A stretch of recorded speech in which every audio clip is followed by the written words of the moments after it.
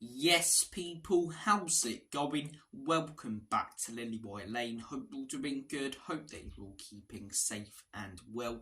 And in the words of Alan Partridge, I hope you're all having a really good Thursday, wherever you are in the world and whatever you are planning to get up to today. And you are all very welcome along to your Tottenham Hotspur versus Brentford match debrief, the show where we take a look at, analyse and go through Tottenham Hotspur's latest game and discuss all of the big talking points coming out of it. And oh boy, there are a lot of talking points coming out of yesterday's game because it was a balmy game of football last night at the Lane. Tottenham 3, Brentford 2, that was the full-time score, and at times the football was really sloppy, really poor, especially in the first half. As I say, we were so inverted, we could not break Brentford down. They had a 3 at the back, as I say. Our wing-backs were inverting far too much. All we needed was width, and we didn't have any of it in that first half. We played right into their hands. Whereas in the second half, as I say, we were more expansive, gave ourselves some more width. And as soon as we did that in those first 7 minutes of that second half, we reaped the rewards, as I say. Brought Brennan Johnson on, injected some pace on the wings, and Brentford couldn't deal with it.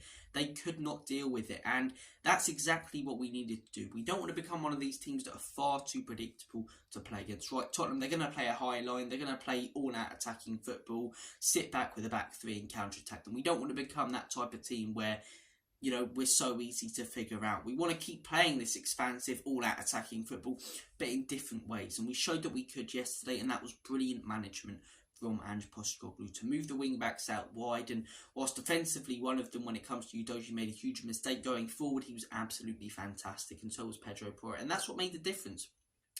That's what made the difference in that second half, in my opinion. The fact that Ange Postecoglou moved those wing-backs and wingers far more out wide, whereas in the first half we kept trying to play clever little intricate passes through the middle, and it was never ever going to work out. But look, we took a 3-1 lead.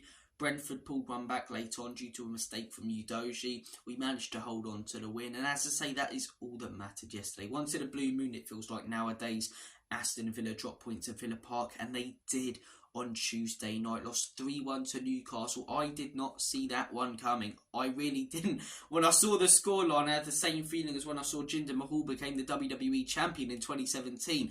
Utter shock. I did not expect that with Newcastle's form and Aston Villa's form, and the fact they were at Villa Park. So we needed to capitalise on that, and we did. And we've given ourselves a real good chance now of getting into the Champions League places with no Europe or no other commitments towards the end of this season, when none of us expected that pre-season. Opposition fans were predicting us to finish mid-table in the relegation zone.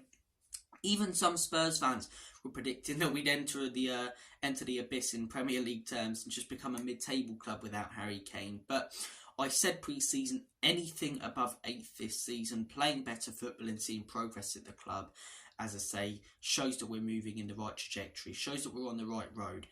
And it looks like we're going to finish above 8th. And if we get into the Champions League, despite the fact we didn't really have a good cup run this season, I'd say that is a fantastic season at the start of a rebuild. Look at other managers who started their rebuild. Mikel Arteta, 2 8th place finishes, a 5th place finish, and then only got top 4 for the first time last season. It doesn't matter if they win a title race, so don't give a monkeys about that, right? They finished second, they didn't win any trophies, so what they got was top 4 last season. To give him 4 years to do that. If Ange Postecoglou can do that, right, 1 year into a rebuild, not even that right now, but by the end of the season, 1 year into a rebuild, after the situation we were in last season, which is just as bad as Arsenal, it speaks volumes about how good of a manager he is. And as I say, he showed it again last night with his tactical changes and substitutions, which allowed us to go on and win the game. But look, hopefully we can get top 4. I want to talk about a few talking points coming out of yesterday's game. The first one I do want to bring up is Richarlison. The Richarlison resurgence. I am all here for it. Look, I was one of his biggest critics last season and at the beginning of this season. And I know people go, oh, you know, flip-flop, this, that. I think people who call you a flip-flop, as I say, don't understand what the word flip-flop means. I'm not changing my opinion week in, week out now on Richarlison. I had an opinion earlier on the season when he wasn't delivering, that he wasn't good enough. And now that he is delivering, I will say that he is good enough. Times change. I take each game as it goes, and he's becoming progressively a better footballer and getting more involved at Tottenham Hotspur. So of course I'm going to give him credit when he's doing that, and of course I'm going to discredit him when he's performing badly like he was at the beginning of the season. Started the season really poorly, couldn't get a goal, as I say, for his life. just couldn't get the ball in the back of the onion bag or hit a barn door. Yet scored that goal against Sheffield. I thought maybe this is the start of, a purple patch for Richarlison. And then no, didn't really get anything up until that Newcastle game. That Newcastle game was the best Richarlison performance I'd seen at Spurs to that point. Not just because he scored 2 goals, but because he was involved, because he was dropping deep, putting in tackles, making himself an option. Earlier in the season, not only was he not getting goals, but he wasn't getting himself as involved as he could have. On the wing, not making great runs through the middle. He did that in the Newcastle game and he reaped the rewards. And it's not a shock that whilst the performances have improved, the goals have started coming and the assists have started coming. Each game now, I believe that's 6 Premier League games in a row, it may be 7, where Richarlison scored. Because he's getting himself more involved. It's not that he looked like he didn't care, but he looked like he was so frustrated that, his mind wasn't with it earlier in the season. Whereas now, as I say, he's dropping deep, putting in great tackles, making himself an option, nice passes. He's barely doing anything wrong on the football pitch right now, and I'd be an idiot not to give him so much credit for that. Because of, the situation he was in at the beginning of the season. We always knew the ability was there with Richarlison, because we saw him turn into prime Neymar for Brazil and then come back to us and barely be able to play football. That's why it was so frustrating. But we're getting the Brazilian Richarlison right now. We are, and it's great to see, as I say, another really good performance yesterday. And people will look at the fact he's just scoring if they've not watched the Spurs games. But if they've watched the Spurs games, it's not just the goals. It's the overall performance from Richarlison that's improved. And long may the Richarlison resurgence continue, lads and ladies. Long may it continue. Look, next person I do want to discuss, Neil Maupay. I mean, I've got to be careful with the language I use because I don't want this video to get demonetised, right? I've got to be very careful with the language I use. But what an absolute honestly, this guy. There's been shithouses in football previously, like Christian Romero, like, I'm trying to think of, not Christian Romero in a way, but he's got the ability to back it up. So has Sergio Ramos, so has Roy Keane, so has these players who, some of them you consider legends, who at times were shithouses, but they had the ability to back it up. Does Neil Maupay have the ability to back it up? Does he, my left arse cheek? Honestly, he's an absolute menace, and he's not even that good of a football player. He is so bang average, yet the way he goes on, you think he would have won about 5 World Cups over the course of his career. And it was so good to see that little prick get put in his place yesterday. Doing Maddison's darts celebration. At least his action was a little bit better than Bukayo Saka. Bukayo Saka looked like he was holding a Ryan Searle dart or a brick, the way he had his fingers open. But at least his action was a little bit better. Does the dart celebration, goes past Maddison. 3-1 down, as I say, 7 minutes in, and everyone's doing the darts celebrations. Is it a coincidence that everyone's loving the darts since Luke Littler's coming?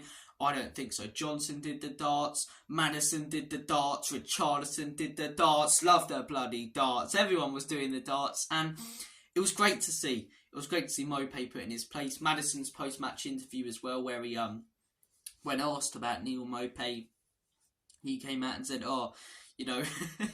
it really is great. He goes, he hasn't scored enough goals in his career to have his own celebration, so he's copied mine. Then put the one on Instagram, a short story. Maupay, as I say, the little sour so-and-so that he has had to bite back with a little bit of a nastier comment about relegations, but speaks volumes about the type of player he is and the type of guy he is. I'd love nothing more than to see Brentford now get relegated, see Maupay crying. I'd like him to get an injury, not a career-ending one, but an injury that leaves him out for 12 months and loses all football ability and then can't shithouse anyone. Is that a bit far? Maybe. Do I care? No. I don't like the geezer. I really don't like the geezer, and it was good to see him humbled by the whole team. The whole team standing up for Maddison after Maupay, copied his dart celebration. Standing up for Maddison. It's like Maupay bullied Maddison. He didn't, but the whole team sort of giving Maupay some because he gave one of ours one. And I love that. That team mentality that we're building at Tottenham Hotspur right now. You can see the players are genuinely enjoying playing for this club, genuinely like each other, judging by the Instagram videos we get of them all laughing and joking together, and the Twitter ones. And we saw it again yesterday, the whole team doing the dart celebration, mucking around, as I say, giving it back to Maupay for Maddison.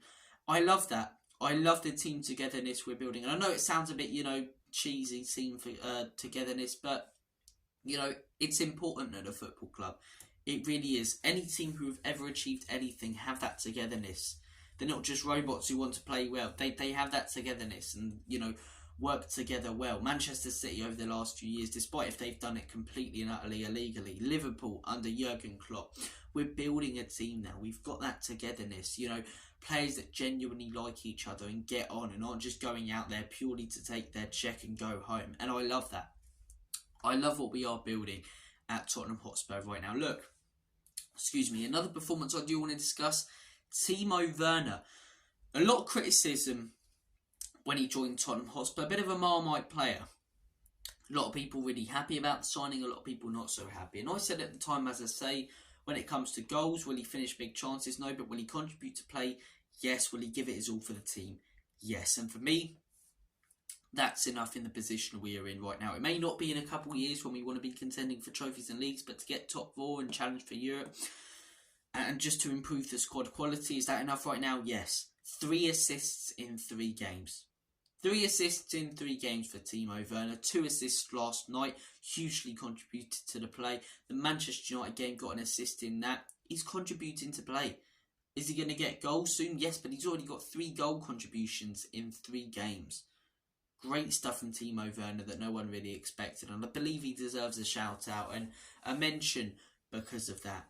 I really do. Destiny Udogie, another player I want to bring up. I've seen a lot of people heavily criticise him after yesterday and it's frustrated me. Defensively, he made 1 mistake. And you know something idiotic I heard all over Twitter? Oh, this is becoming, a consistent thing with Udogie. What are you on about? Go down to Specsavers, buy yourself some new glasses and watch the recent games that we have. When has Udogie made a mistake like that? He's made 1 mistake like that all season against West Ham and he made another one last night. It's becoming a consistent thing. Yes, it was absolutely stupid last night from Udogie not to spot the massive Brentford player behind the goalkeeper in a completely different kit. But to make out he's doing it consistently is complete and utter rubbish. And he's done it twice this season, but he more than makes up for it with his goal contributions and what he does going forward. And yes, as I say, he cost us a goal last night, but he got us that goal. His determination got us that equaliser. If we don't get that early equaliser, do we get the comeback and the momentum from there? Probably not. Probably not. So, lay off Udogie. He's been the best left back in the league this season, or wing back in the league. He's made 2 crucial mistakes over the course of the season and people are hugely criticising him for it. Leave off, man. It was stupid last night, yes, but to say it's becoming a consistent theme, honestly, rewatch the recent games. Rewatch the recent games. That's all I'm going to say. As I say, his determination to drive through the midfield, to take a shot, to have it blocked and then take another shot in that first goal, brought us back into that game. It was great stuff from Destiny Udogie there. Poor defensive performance, but great going forward. And as I say, I can only think of, the Chelsea game, maybe lack of discipline, but, in terms of mistakes, he's only really made 2 that have cost us goals this season. And when it comes to scoring, as I say, I think he scored 2 or 3 and assisted about 4 or 5. So he more than makes up for it with what he gives going forward for us. So lay off Udogie, man.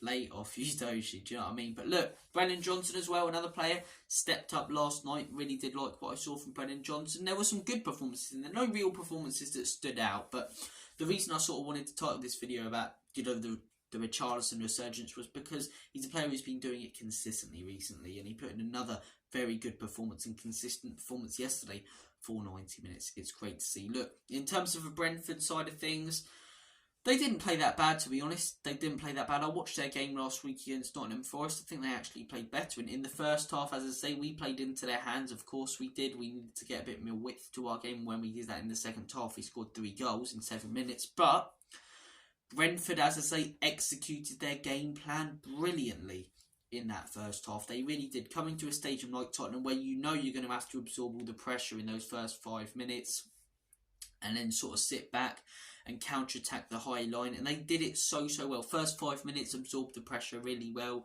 A few long balls over the top to players like Ivan Toney, who was so comfortable on the ball. They get their goal, and from there they sat back absolutely brilliantly. They really did. 3 centre-backs. We were playing into their hands, of course we were, but 3 centre-backs made it so hard for us to play the way that we wanted to. and they defended absolutely brilliantly. But as soon as we got a bit more wit to our game in the second half, we broke them apart. I think if you're a Brentford fan, you have no need to worry about going down. As I say, as much as I've criticised one of your players, Neil Maupay, I think everyone does that. Hold nothing against Brentford. I actually really like them as a club and think Thomas Frank is a very good manager. And I think they'd be a lot higher in the table if they've had Tony all season and, you know, players like Mbermo, Viss, Rico Henry, people who have been missing due to injury and international duty. And maybe it's a different game yesterday if they had those players who were off at the AFCON. But look, as I say, Brentford, you've got nothing to worry about. Very good side.